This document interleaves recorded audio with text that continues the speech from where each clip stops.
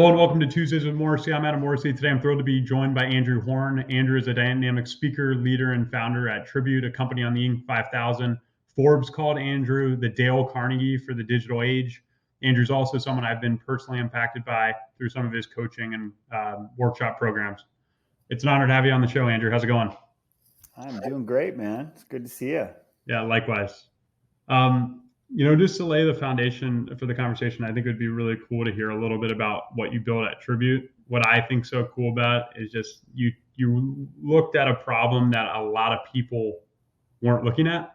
A lot of times people talk about very, different types of problems, and I'd be curious to learn the problem you thought you were solving. Yeah, I mean, quick context to help people understand what Tribute is. Basically, on my 27th birthday, I walked into my Brooklyn apartment with my ex-wife, Mickey. And after about 3 seconds, I looked down at the floor. I saw 20 pairs of random shoes. And then all my friends jumped out from the bathroom behind the kitchen counter, and she had planned the surprise party for me. And about halfway through the party, she got everyone in the living room. She put on this kind of projector and put this image up on the wall, and I had no idea what was going on. I was like, what's happening? And she said, just relax, sit back. And she hit play. And what happened next was my father showed up on the screen telling me how much he loves me. I know my dad loves me, but he doesn't say the words I love you all that often. So it was really meaningful. Next up was my mom telling me how grateful she was that I'd helped her to start her business. And again, really meaningful. And the next person was my friend Matt, who at the time I had just moved to New York, and we had become really close. But for the first time in his video, he said, I just want to let you know, you're my best friend. And it was in that moment that I just broke down. I started crying because I was so overwhelmed from this outpouring of love that I was receiving. And that carried forward for the next 20 minutes. Mickey had reached out to 20 of my closest friends and family members, got all of them to submit a 1-minute video telling me why they love me. And when the video was done, I gave all my friends a hug, and I needed just some time to process what had happened. So I went into the other, to our bedroom. Mickey came in and I was like, this is the best gift I've ever received. How'd you do this? And she was like, well, it actually kind of sucked. It took her like 15 hours. She had to collect files through Dropbox, Drive, text message. She had to edit everything together in iMovie. And it was immediate to me that this is the most meaningful gift I've ever received. And the only reason other people don't receive it is because of how difficult it is to create. And so I just did a quick Google search, said group video montage, collaborative video. And at the time there was no one doing it. It was 2014, so this is like Snapchat had just been created. It's like the idea of doing video socially was really novel at the time. And so I set out I'd started a couple of nonprofit ventures before that. And I started building this idea called Tribute. I knew the name immediately. A couple months later, I found my co-founder, an incredible CTO, and what started as this little kind of mission to help people experience the joy and gratitude and appreciation that I felt in the back of that room on my 27th birthday has grown into this movement of helping people to share the appreciation for the people they care about on special occasions. Today, we've sent more than 6 million videos all across the world. We were Inc. 500 in 21, and built it into a pretty successful multi-million-dollar a year company. And like, what is the key problem that we are addressing? I would say that it's really around human connection. It's just making it easier for people to connect deeply in the relationships that matter to them, and sharing our appreciation is one of the most effective and accessible forms of communication to add depth in our relationships. And so many of us were raised with the message, if you don't have anything nice to say, don't say it at all. When I think the opposite of that is probably more powerful, which is if you have anything nice to say it all. It's like we're all in our heads fighting our own battles, but just knowing that we have impacted the people around us positively in some ways is one of the most beautiful pieces of reassurance that we can receive. And it's just elicits such a positive upward cycle of that type of communication. If I'm going to tell Adam that, hey man, I appreciate like how deeply you think about the world and how much you're looking at yourself and how much you're growing and like want to serve and how connected you are to your values, which are not abstract. Those are real. Those are all things I appreciate about you. Is that now I've just made it much easier for you to do the same thing back for me. And so now, if you know that I appreciate you, you feel more comfortable and confident with me. You're more likely to share that with me. I feel more comfortable and confident with you. And now we just kind of get to continue to build off of that depth. So it's really powerful in personal relationships like this, and professional relationships where, people are spending a third of their lives at work. And so often we just get into the cycle of ingratitude where people are worried that they'll be taken advantage of. People will lose motivation if we're sharing appreciation. And so we just wanted to make it really practical for people to share their appreciation on special occasions and give meaningful gifts that really connect us. And that's what we've done. Awesome. Well, congratulations on everything you've built. I keep up with you guys fairly closely. I love the TOJ ratio. TOJ, for those who are not familiar, is the tears of joy ratio. Very, very important KPI. Yeah, it's the most important KPI. So we kept getting feedback early on in the tribute journey that the recipients of tributes were crying tears when they watched their video, much like I had when I watched the first one. And so we added this to our qualitative feedback survey for customers of just like, hey, did the recipient cry tears of joy? And to this day, we've been above 80% TOJ. So the people who actually take the time to fill out our customer feedback survey, literally 80% of them say that they cried tears of joy. And 99.8% say that they felt more connected to their community after watching their video. So it's like those KPIs again of like, can you give a gift that like improves community connection, that makes people cry tears of joy? And so it's been a truly an honor to be able to build a product that has impacted so many people in such a deep and meaningful way. Awesome, man. Well, I can tell, and from knowing you, you just have incredible product market fit. You are the guy for this company, and you live the values of your own life and also the company. Is there anything that surprised you when you were building it? When you look back on 10 years or so? Yeah, I mean, so much, man. I've been building the company now for 9 years, and I've just this year made time to remove myself in some ways from the operation of the company and bringing in really talented executives to run it at my place, make space for some other stuff, which I'm sure we'll talk about. What has surprised me about it?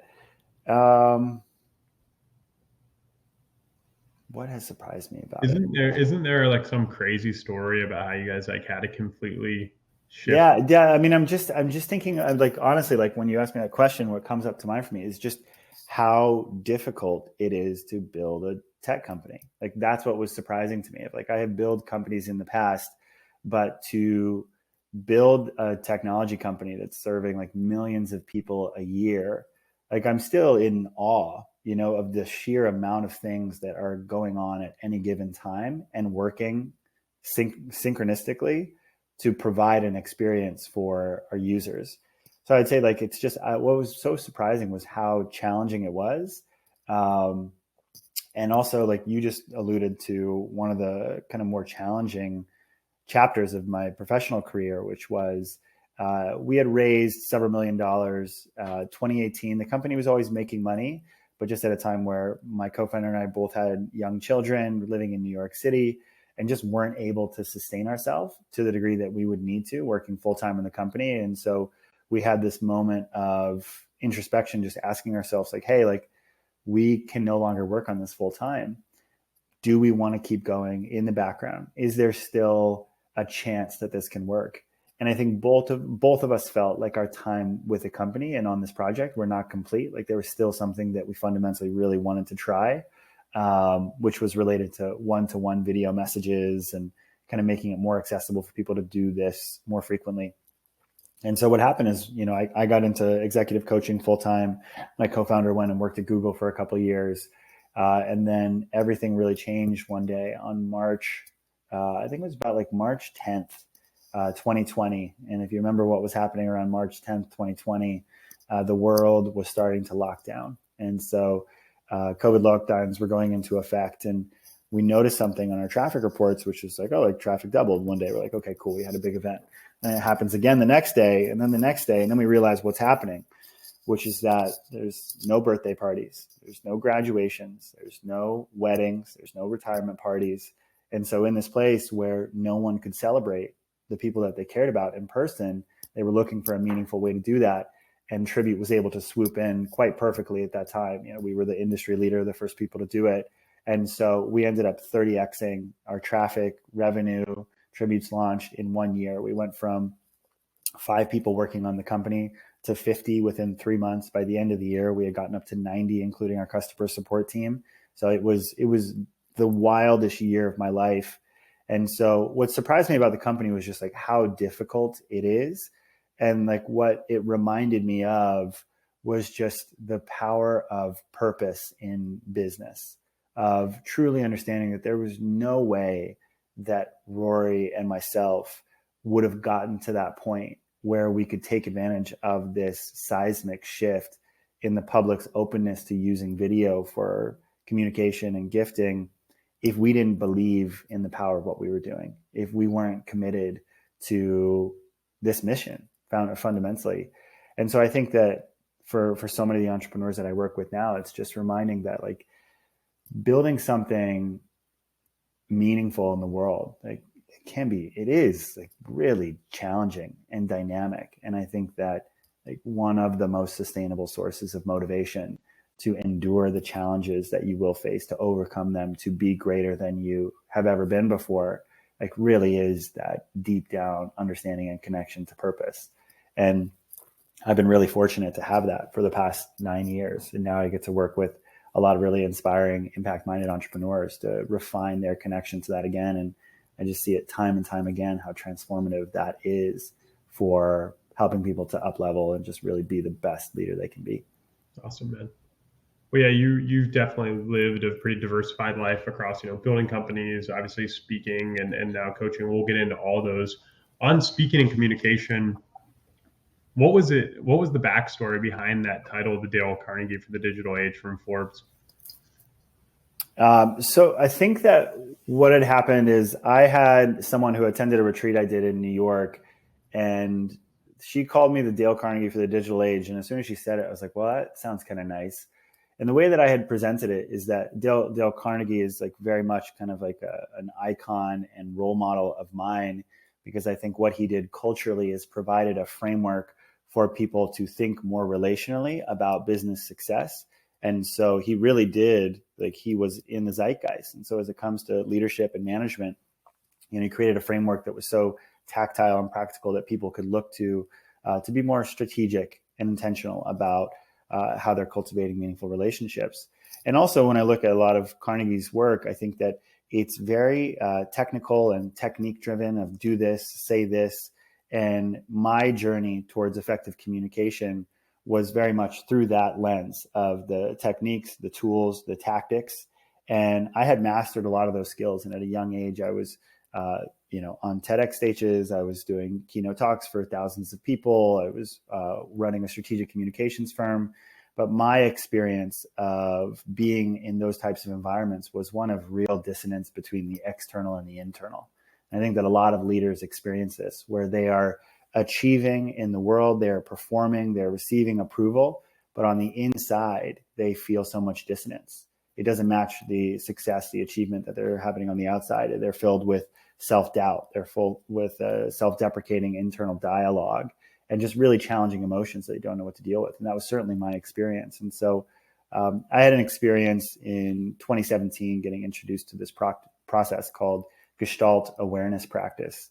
And it was one of the first experiences that I've ever had where I was able to connect with my authentic experience, get out of the way, share that transparently with the people around me, allowing the real, raw, unedited version of myself to be received, and saw that I was able to impact people in a more authentic and genuine way without all of the effort, strain, and trying to control situations, and was able to liberate other people's authenticity and openness in the process, and to engineer trust in such a clear way.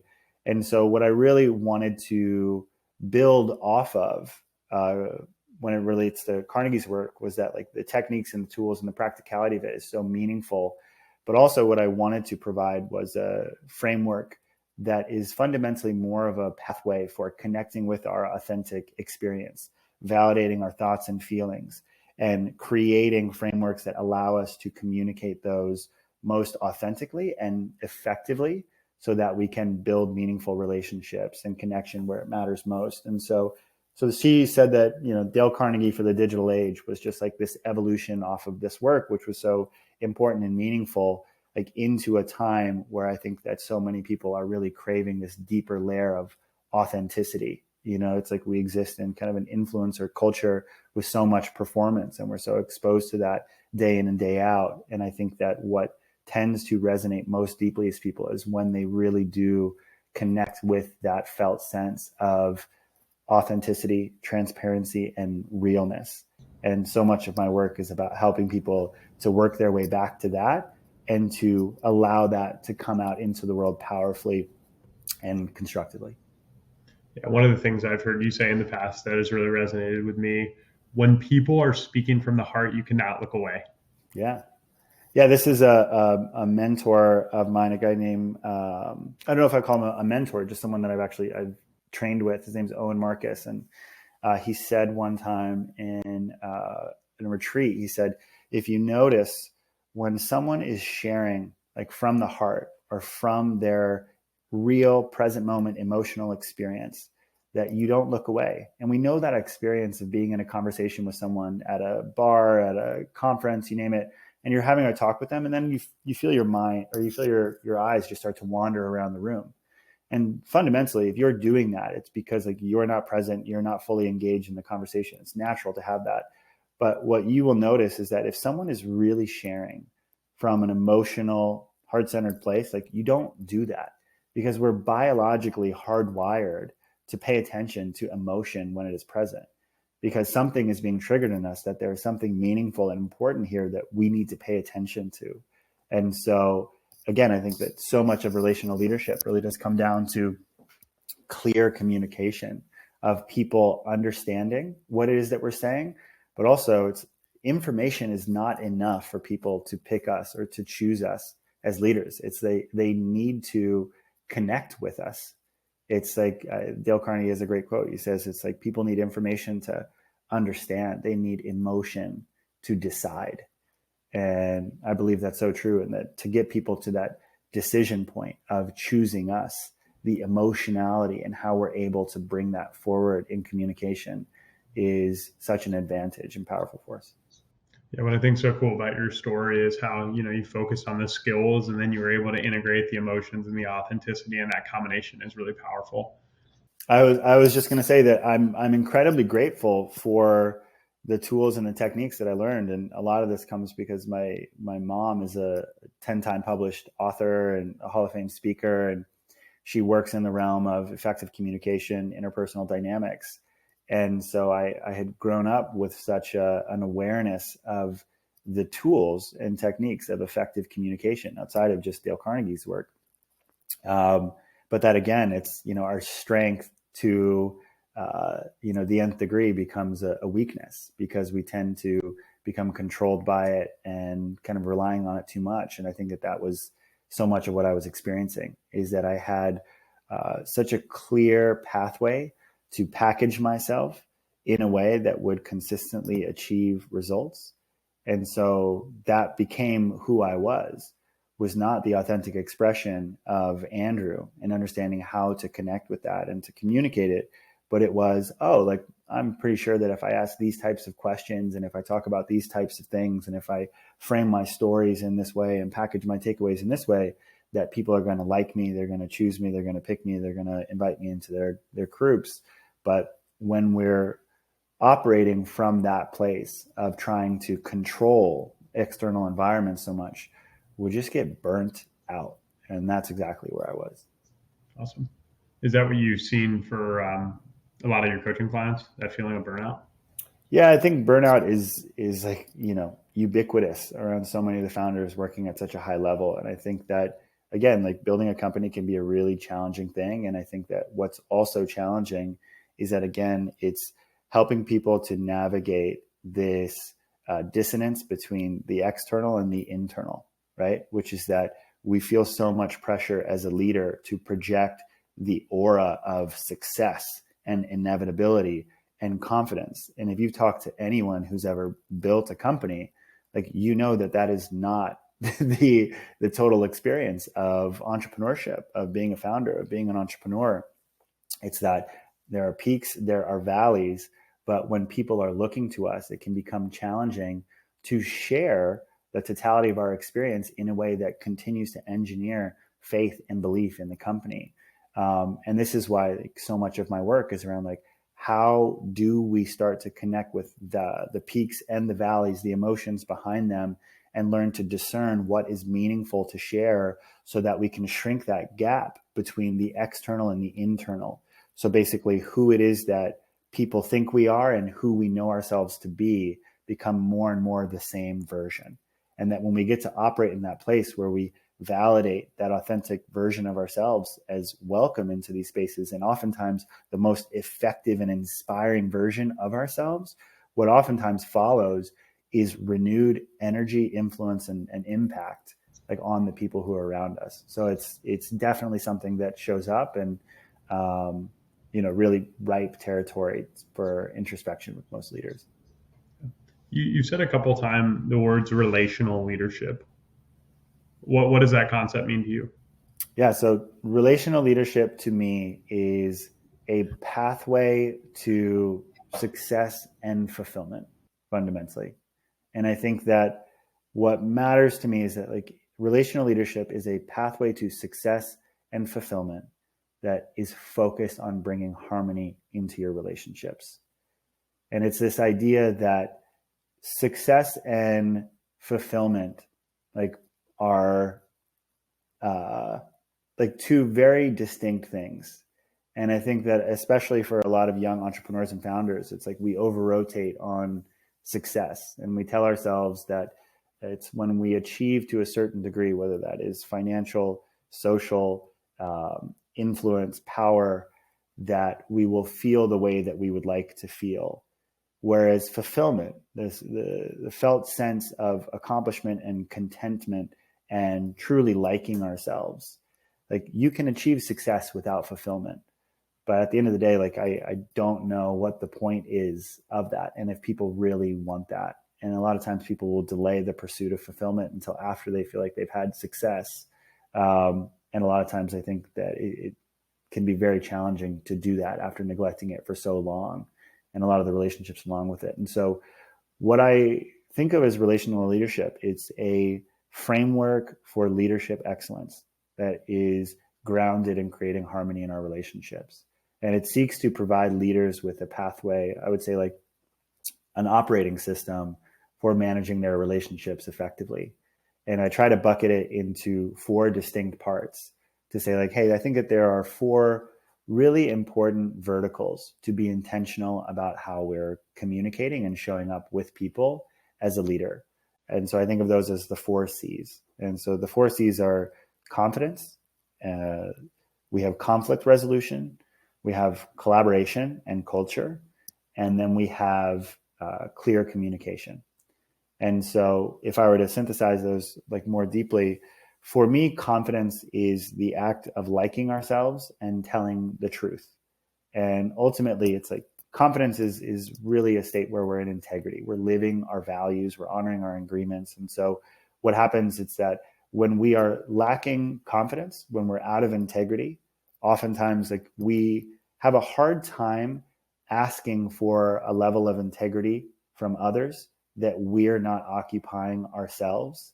And so confidence is truly like the felt sense of being in integrity and believing in our ability to accomplish things. And so I've created frameworks that help people to, again, shrink the distance between here's how I'm operating and here's how I need to be operating to be myself. And then what are the practical tools where once I'm liking ourselves is not a matter of having accomplished everything that we want to accomplish. It's not a matter of being perfect, but it's a matter of understanding what are the things that I don't currently like about myself and how am I actively and intentionally working to improve those things. And once I'm on that path, how do I tell the truth?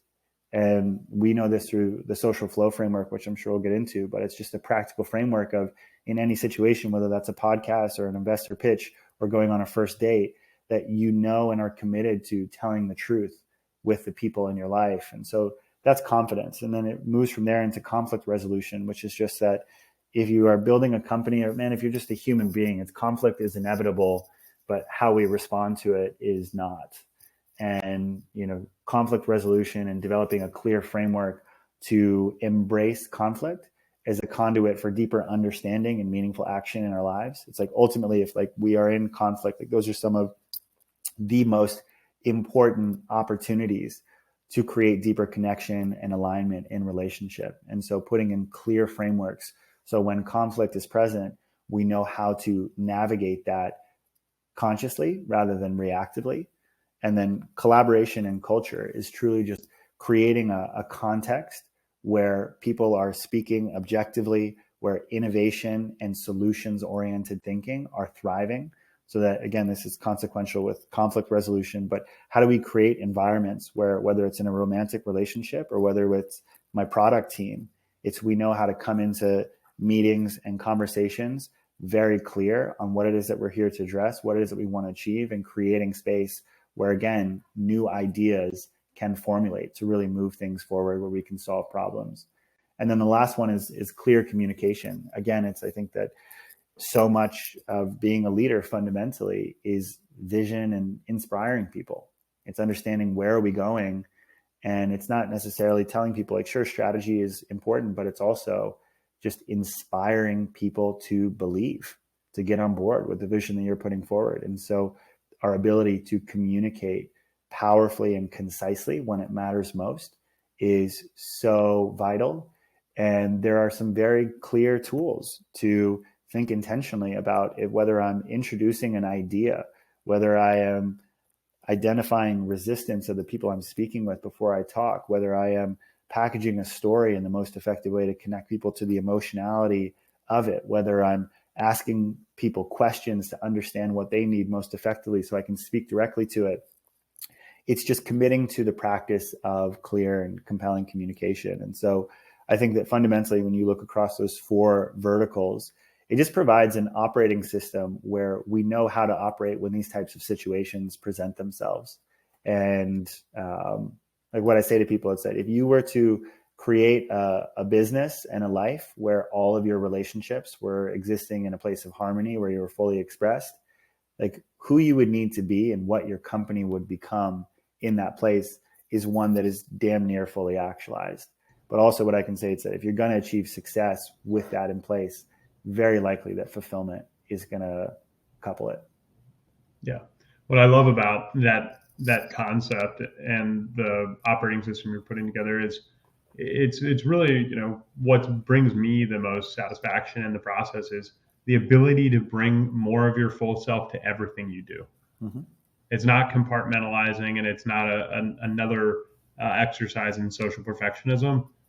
It's a way, and it frees up a tremendous amount of energy in the process too. Yeah. It's so much energy goes into projecting the image that we think other people will respond positively to.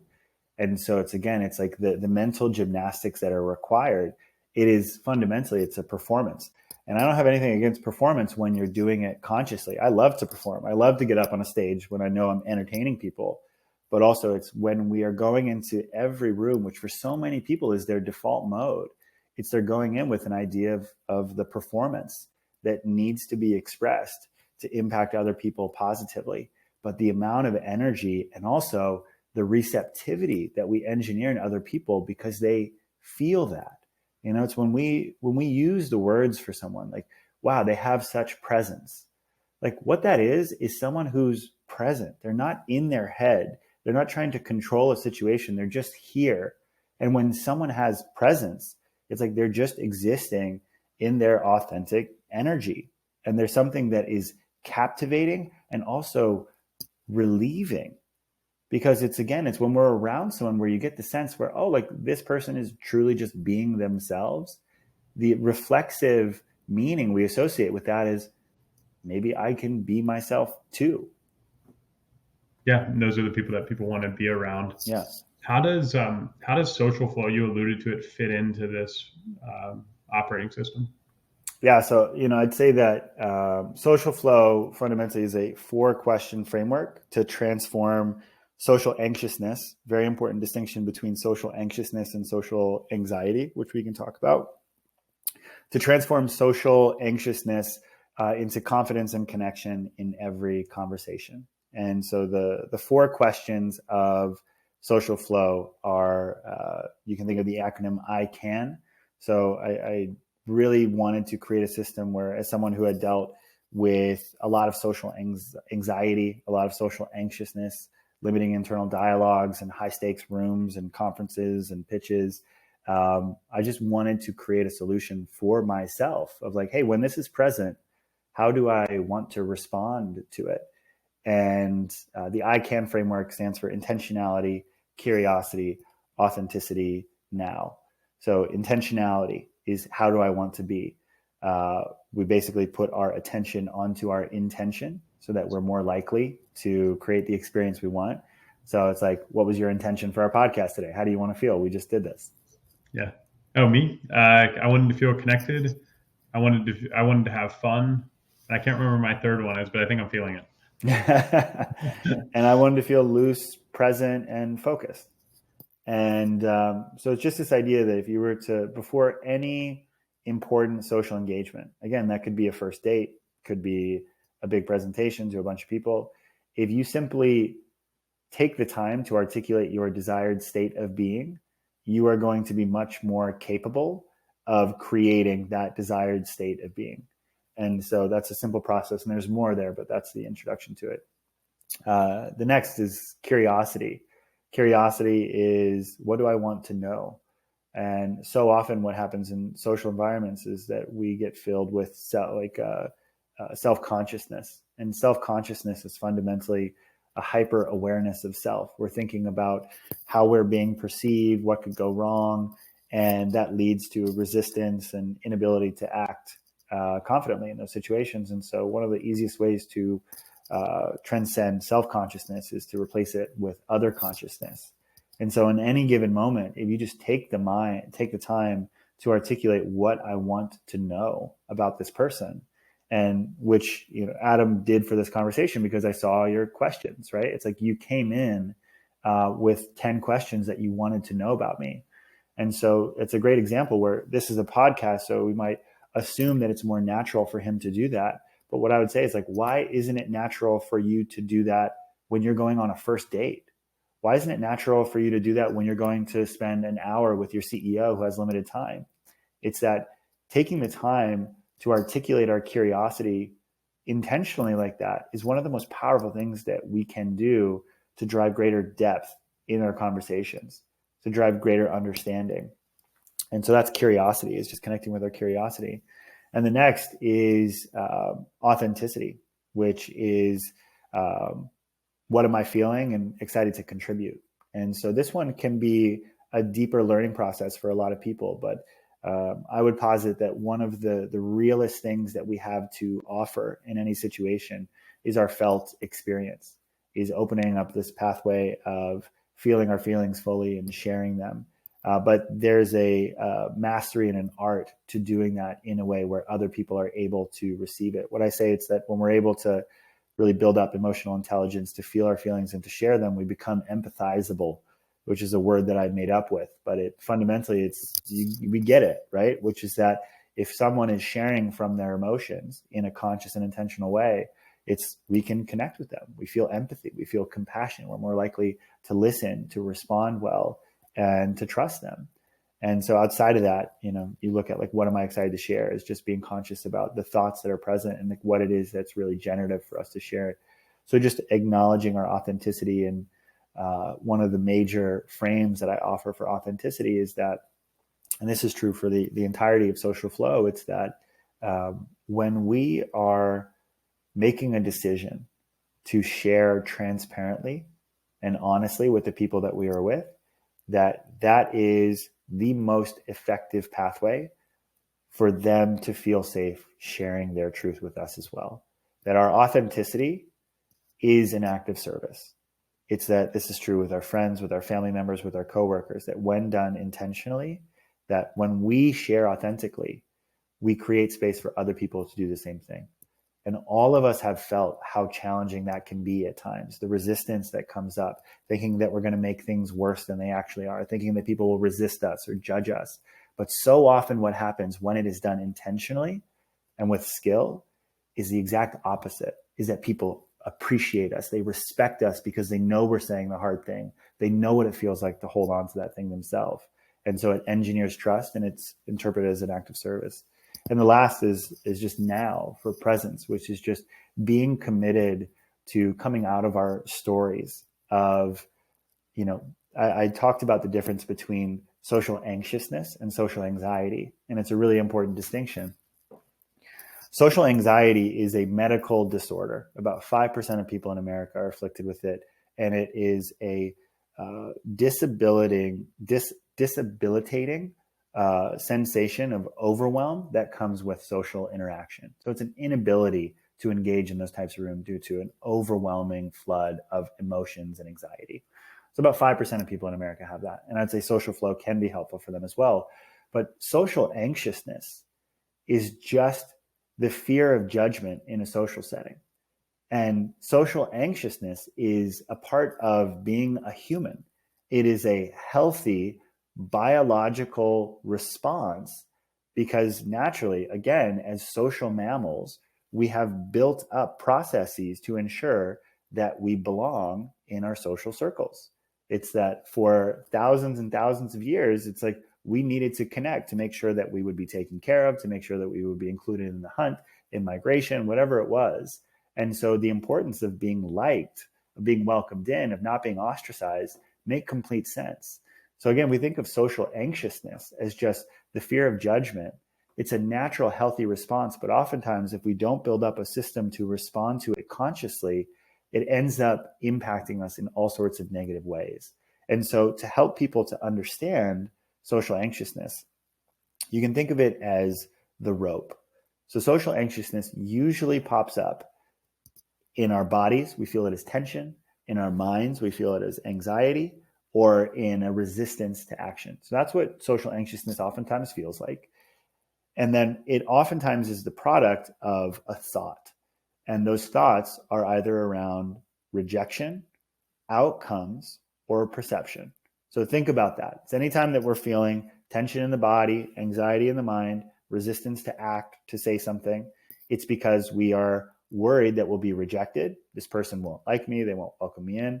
An outcome, this person won't say yes. I won't be able to accomplish my goal. Or perception. This person is going to think that I'm weird. This person is going to think that I'm amateur, like whatever that is. And so while it's valuable to consider possibilities, what often happens is that we matriculate on these thoughts.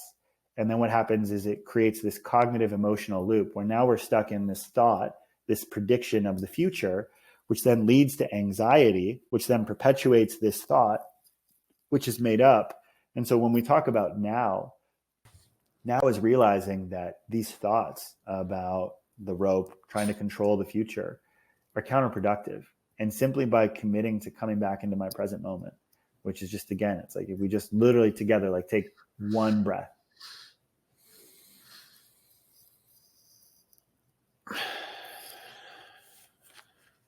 Right? Like the world literally slowed down a little bit with one breath, right?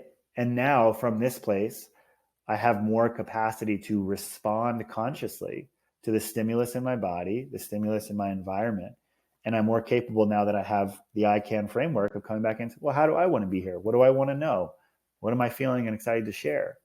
And so this is really like I can is confidence. It's that this is a pathway wherever we are to share authentically and constructively. And like we get deeper into relational leadership because again, like this is really helpful for everyday social interaction. But then again, there are high stakes situations where, hey, I might have had something that I've been hiding from a coworker for 2 years and never shared, and it's more heightened and it requires a more specific framework. And so we provide things like that through conflict resolution or in collaboration, which is like, hey, we have team meetings that are just going off the rails and sucking up time. And like, we need to be intentional about how we're doing that. But foundationally, social flow is one that I would look at where for people who want to step onto the path of becoming more productive and effective conversationalist. Like, this is it. And yeah, it's a really good gateway. yeah. Yeah, I love your work, man. I love the relational leadership. I love the social flow. I've heard you talk about in the past, the difference between the importance of feeling your emotions fully and separating your emotions from your stories. That has been a game changer for me, man. Yeah. So I'd encourage others to do the same.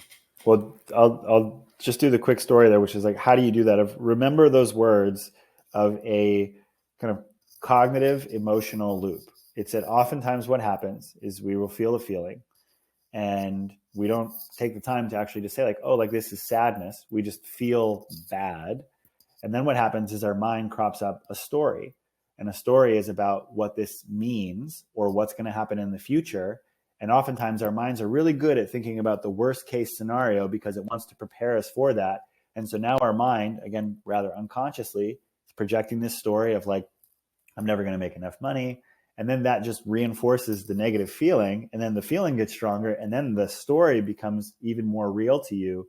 And so again, it's like in those moments, if we're not feeling great, if we feel like we're on a wave of an emotion that's not constructive or helpful, you just have to pause and allow yourself to come back to it, to feel it, and come out of the story. And then you get to respond, okay, like, well, what do I want to do? This emotion is present, and I only control what I do in this moment. And that will always be the case.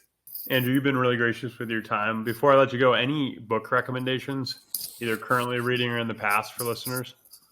Yeah, I would say a really important book for me on my path, and I'll keep it in the realm of communication and interpersonal dynamics. I'd say that Nonviolent Communication by Marshall Rosenberg was a really helpful one, just to understand the distinction between objectivity, communicating like what is real and objective, versus our subjective judgments and criticisms, and how counterproductive that is for creating connection and progress in our lives, was really helpful. And then there's another one that was really powerful for helping me to not only connect with my emotional experience, but understand the value of connecting with my emotions, and how that practice could provide such insight that would transform into wisdom about who I am and what I want in my life. And that's a book called The Gestalt Manual in the Practice of Dick Price.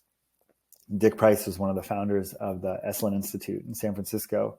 And it's a much more esoteric book that really tells a lot about the foundings of Esalen and his relationship with Fritz Perls, and how they synthesized this communication protocol to help people to connect with their experience, but communicate transparently to foster meaningful connection with some of the most interesting philosophers and thinkers of our time. So those are really cool ones.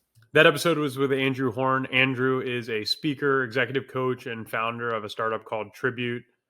What I appreciate most about Andrew and his work is that it invites us all to be more of ourselves and bring more of our full selves to the world. Let me know what you think about the episode. See you guys soon.